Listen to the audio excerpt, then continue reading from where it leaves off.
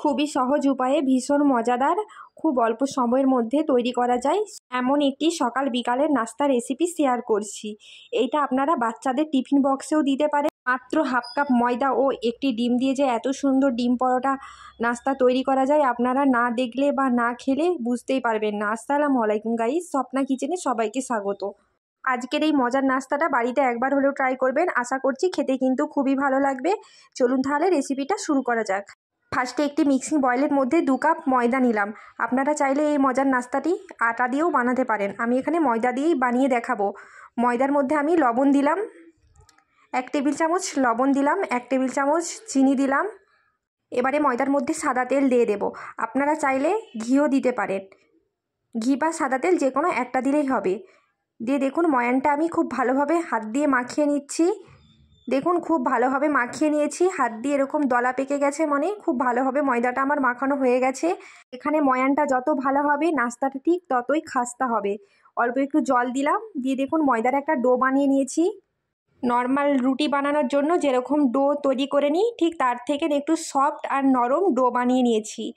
দেখুন ডোয়ের মধ্যে একটু তেল দিয়ে দিলাম, সাদা রিফাইন তেল দিয়ে দিলাম, দিয়ে চারিপাশটা হাতে করে খুব ভালোভাবে মাখিয়ে নিচ্ছি। একটি প্লেট ঢাকা দিয়ে ডোটা আমি রেখে দেব। একটি প্লেট ঢাকা দিয়ে ময়দার ডোটা আমি রেস্টে রেখে দিলাম।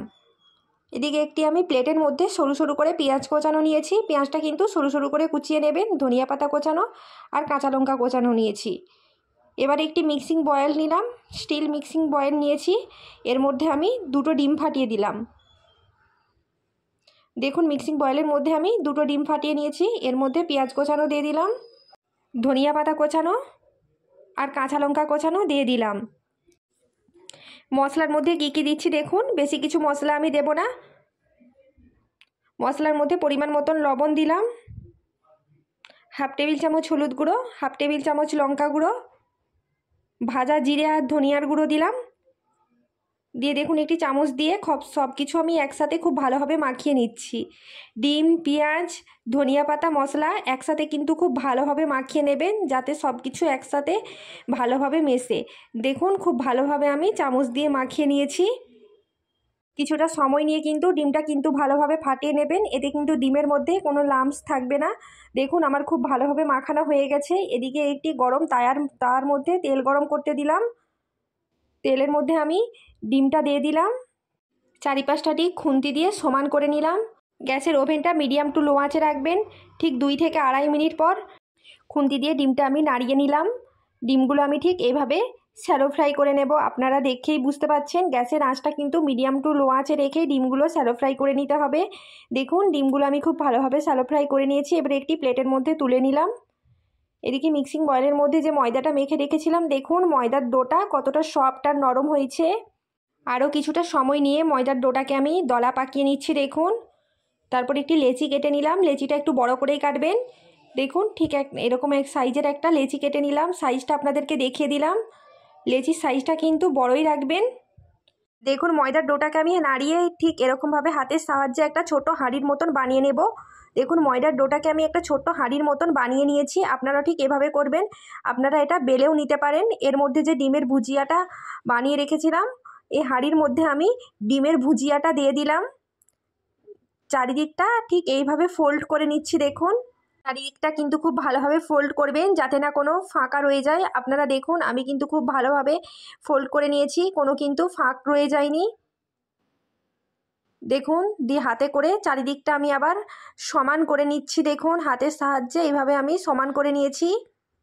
আলতো হাতে কিন্তু করবেন, বেশি কিন্তু চাপ দেবেন না। এরপর আমি পিঁড়ের মধ্যে সামান্য একটু আটা দিলাম। এবারে আলতো হাতে রুটিটাকে আমি বেলে নেব। দেখুন আপনারা হাতে করে প্রেস দিয়েও রুটিটা বানিয়ে নিতে পারেন, অথবা বেলনি দিয়ে বেলেও নিতে পারেন।